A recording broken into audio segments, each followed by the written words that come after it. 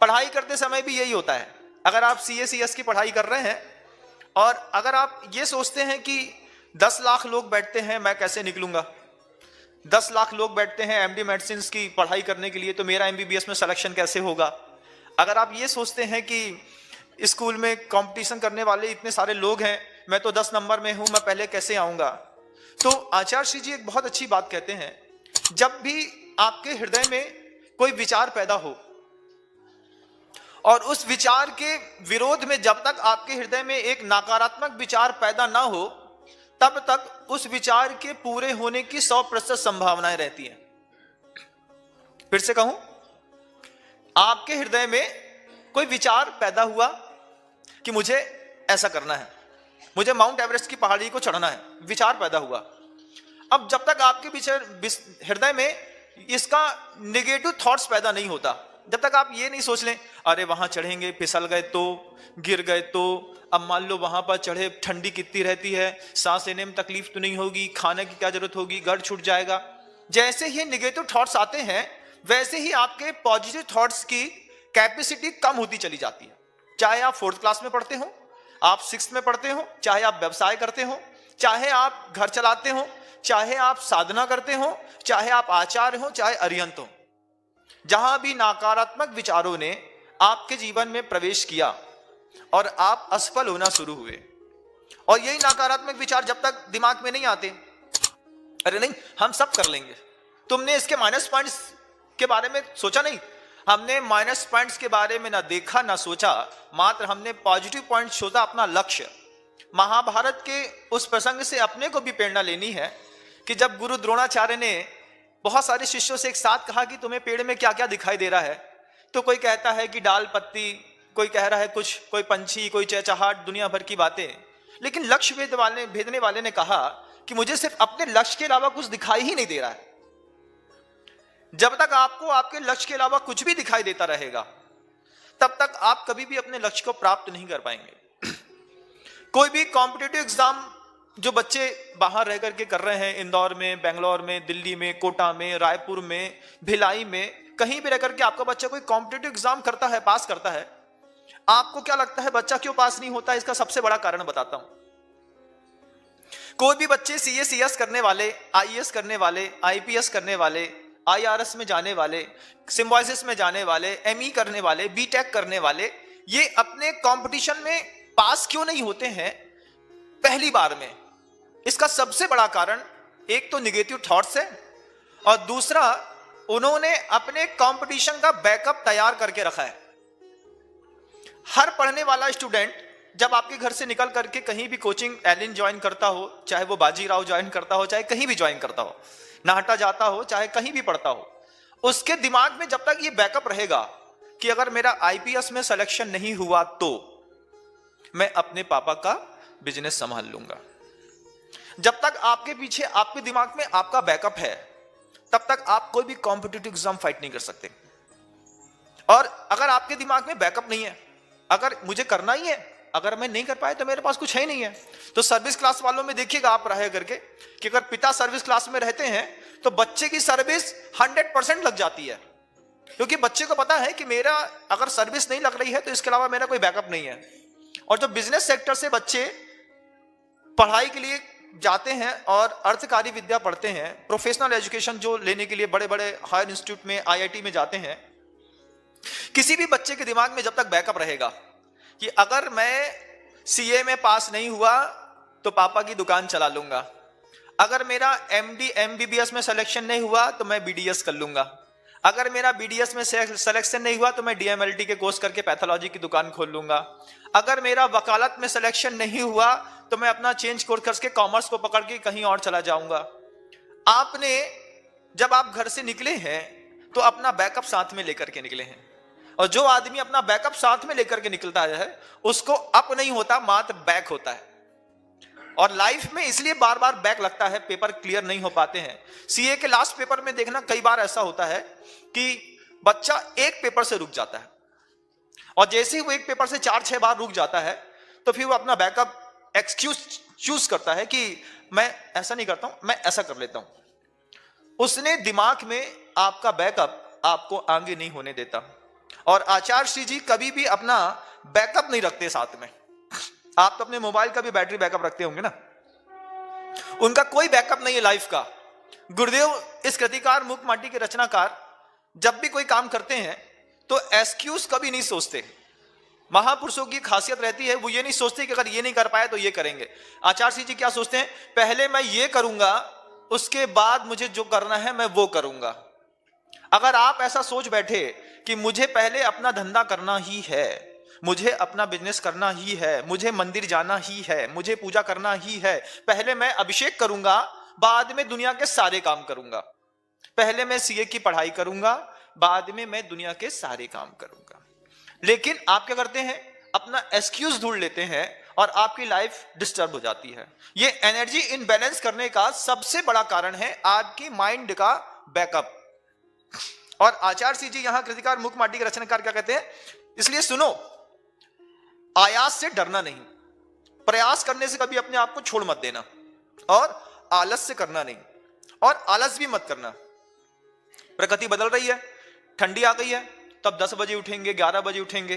तो जो भी स्टूडेंट हैं, अगर उन्होंने अपना टाइम रूटीन चेंज कर लिया कि सुबह 4 बजे उठने वाले अब सोच रहे हैं 8 बजे उठेंगे, 8 वाला सोच रहा है 10 बजे उठेगा, और ये आलसीपन आपके दिमाग में आया और आपके एग्जाम के प्रत्येक सेकंड के 1 नंबर कम हो गए।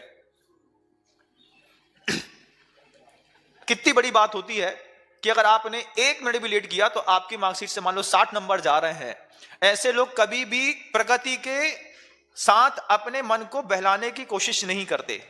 वो तो ये देखते प्रगति कुछ भी हो, मेरी नियति जो है मैं तो वो करके रहूंगा। किराना दुकान वाले को देख लो, कितनी भी ठंडा क्यों ना हो, 7:30 पे दुकान खोल देता है, मतलब खोल देता है।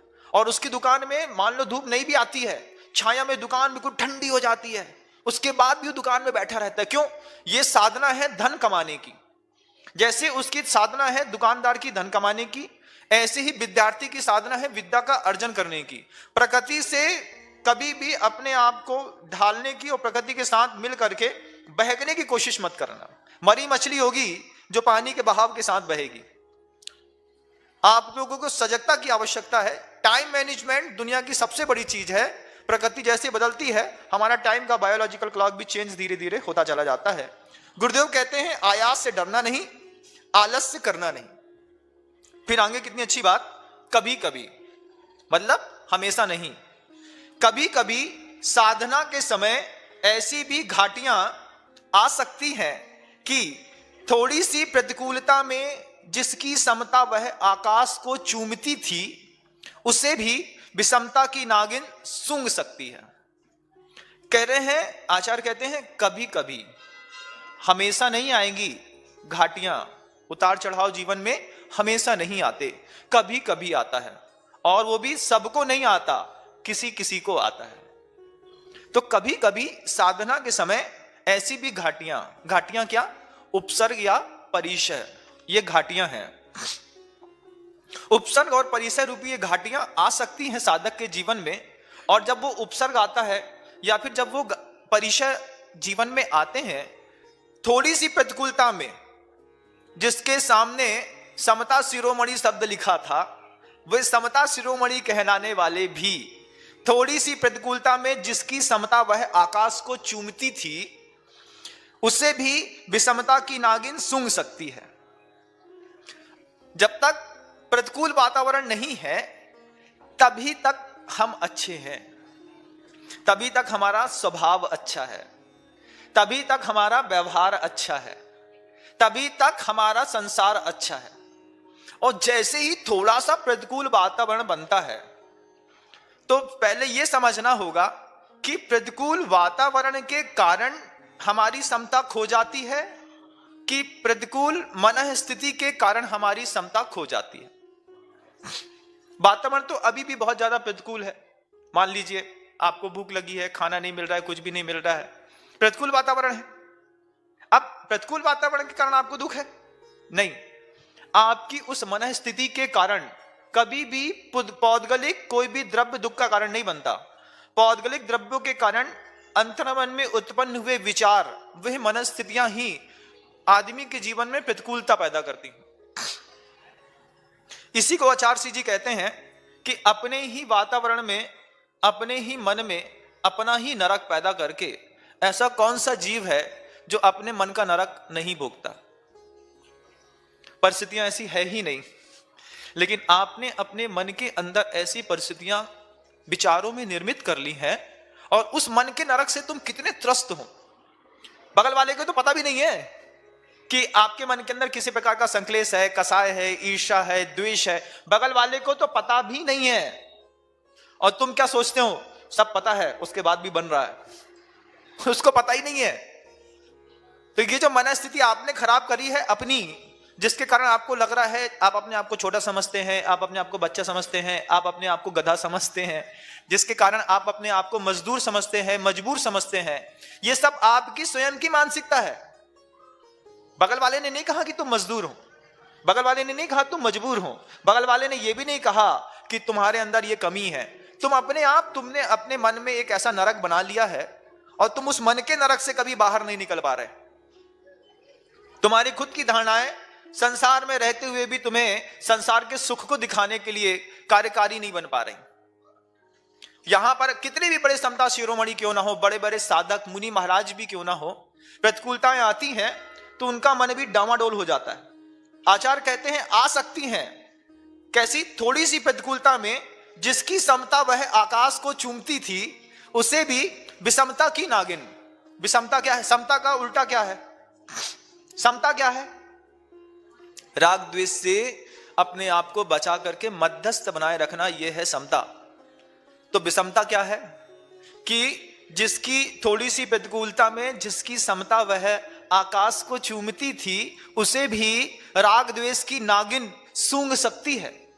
विषमता सूंघ सकती, विषमता मतलब राग द्वेष, राग द्वेष की नागिन सूंघ सकती है, और वह राही गुमराह हो सकता है। थोड़ा सा भी नो कर्म ऐसा मिल जाए और आप गुमराह भी हो सकते हैं, अपनी राह को छोड़ भी सकते हैं। उसके मुख से फिर गम की आह निकल सकती है। ऐसी स्थिति में बोधि की चिड़िया वह, बोधि मतलब सम्यक ज्ञान, बोधि की चिड़िया वह फुर्र करके क्यों न जाएगी। क्रोध की बुढ़िया वह गुर्र करके क्यों ना जागेगी। साधना स्खलित जीवन में अनर्थ के सिवा और क्या घटेगा। तुमने अपनी साधना छोड़ दी, साधना स्खलित मतलब साधना से गिर जाना, फिसल जाना। साधना से फिसले जीवन में अनर्थ के अलावा और क्या घटेगा। तुम कंपटीशन में बराबर लगे थे, दौड़ते दौड़ते तुम दौड़ में खड़े हो गए, क्यों? मुझसे नहीं हो पाएगा। साधना स्खलित जीवन में अनर्थ के अलावा और क्या घटेगा। एक अपने जीवन में उत्थान करने का सबसे बड़ा सूत्र सीखो। जितने भी पढ़ने वाले बच्चे हैं, ये भी अपने उत्थान का एक सूत्र सीखें। व्यवसाय करने वाले लोग हैं, ये भी अपने उत्थान का एक ही सूत्र सीखें। साधना करने वाले लोग हैं, उनके लिए भी यही सूत्र है जो बता रहा हूं। किसी भी व्यवसाय केंद्र को चलाते हो, इंडस्ट्री चलाते हो, CACS का एग्जाम देने के लिए साधना कर रहे हो, कोई मोक्ष जाने के लिए भी साधना कर रहा है, उसके लिए आचार्य श्री जी कई बार कहते हैं 1111 का रूल लगाना चाहिए। 1111 के रूल चलते हैं लाइफस्टाइल में। ये 1111 का रूल क्या है? आपने पढ़ाई शुरू की, आपने अपना बिजनेस शुरू किया नया, आपने साधना शुरू करी नई। अब 1111 दिन तक ये मत सोचो कि इस साधना से, इस व्यवसाय से, इस पढ़ाई से मुझे कुछ मिलेगा। लाइफ में ये रूल लगा के देखना बंधुओं, बहुत इतना शानदार रूल है कि जिंदगी बदल देगा। 1111 का रूल कहलाता है। 1111 का रूल क्या है कि 1111 दिन तक मतलब 3 साल तक बिजनेस से ये मत सोचो कभी कुछ मुनाफा होगा। कारखाना डाला, 3 साल तक ये मत सोचो इससे पैसा निकलेगा। साधना करी, मुनि बना, आर्य बना, 3 साल तक मत सोचो कि मेरी साधना की प्रकर्षता और प्रखरता मुझे खुद दिखाई देगी। CACS कर रहा है, 3 साल तक कुछ मत सोचो कि इसका रिजल्ट अच्छा आएगा। सिर्फ पढ़ो, सिर्फ करो। 1111 का रूल लगाओ मात्र, और 1111 दिन तक किसी भी पुरुषार्थ में पलटो मत, किसी भी पुरुषार्थ करने में अपने आप में उससे किसी चीज की अपेक्षा मत रखो। 1112वां दिन आएगा और जिंदगी भर के लिए वो तुम्हारी साधना तुम्हें धन धान्य से भरने लगेगी। लेकिन हमारी आदत कैसी है? हमारी आदत व्हाट्सएप की लाइव जैसी हो गई है। आप मोबाइल खोल लो, एक चीज ऑन कर लो, एक चीज ऑन करते हो, 3 मिनट सुनते हो और 3 मिनट सुने, अरे यार इसमें कोई दम नहीं है, दूसरा लगा दिया। उसको भी तुमने 4 मिनट सुना, इसमें भी मजा नहीं आ रहा, नीचे वाला ऐड बहुत अच्छा दिख रहा है, इसको चालू कर दिया।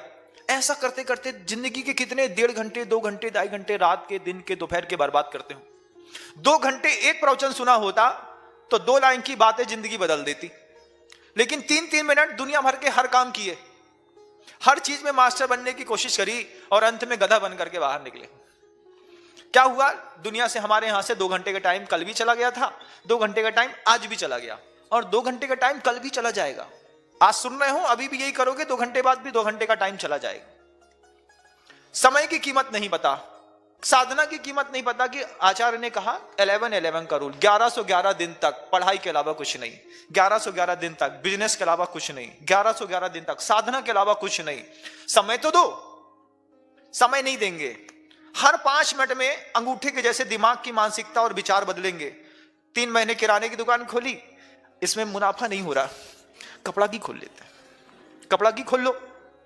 कपड़ा की 4 महीने खोली, सीजन नहीं चला, समझ में नहीं आ रहा, एक रिडक्शन सेल लगा देते हैं, पूरे कपड़े की दुकान बेच डाली, पूरी की पूरी किराने की दुकान बेच डाली। अब क्या करें यार? जोशी को दिखाया था, वो कहता था कि लोहे का धंधा अच्छा रहता, लोहा का करके देखते हैं। अगले 3 महीने बाद लोहे का धंधा डाल दिया। फिर लोहा का, जैसे तुमने लोहा खरीदा, लोहा 50 रुपए था, तुम्हारे खरीदने के बाद 42 रुपए हो गया। फिर माथा कूटा, फिर महाराज के पास गए, महाराज कुछ उपाय बताओ। अब महाराज क्या उपाय बताएं भाई? महाराज ने तो एक ही चीज कहा, पिताजी कहते थे बनिया की बैक में पारस होता है, बस अपनी दुकान में बैठा रहे। वो शब्द मैं कहने नहीं चाहता, अच्छा नहीं लगता है। बता, दुकानदार अपनी दुकान में सिर्फ बैठा रहे, दुकान अपने आप चलती है। लेकिन हमारी क्या आदत है कि हम दुकान खोलते हैं और दुकान में ग्राहक ही नहीं रहता, तो हम पड़ोसी की दुकान में जाकर के खड़े हो जाते हैं, बात करने लगते हैं, क्यों भाई क्या चल रहा है। अगर दिमाग भी नहीं चल रहा है बच्चों का, तो वो बच्चे भी यही करते हैं कि बुक्स को बंद कर देते हैं और दूसरी किताबें, दूसरा एंड्रॉइड खोल लेते हैं। जब एनर्जी में टी लगा दिया तो एनर्जी एक फ्लो में नहीं बहेगी, तो तुम्हारा वैसे भी कॉम्पिटिटिव एग्जाम पास नहीं होने वाला है। सबसे पहले स्थिरता ले आओ कि मुझे एक काम एक तरीके से करना है, और ये स्थिरता नहीं है, इसी का नाम स्खलन है। और आचार्य यहां पर कहते हैं साधना स्खलित जीवन में अनर्थ के सिवा और क्या घटेगा। तुमने साधना की ही नहीं, 1111 दिन की भी साधना कर लेते तो कहीं भी बैठ जाते, वहीं से पैसा निकलना शुरू हो जाता, वहीं से साधना का रंग दिखना शुरू हो जाता, वहीं से पढ़ाई में तुम ऊपर उठना शुरू हो जाते। लेकिन हमको हर 5 मिनट में मन के कारण अपने आप को बदलने की जो आदत पड़ गई है, सिर्फ हमारे विकास को रोकने का यह सबसे बड़ा कारण बन गया।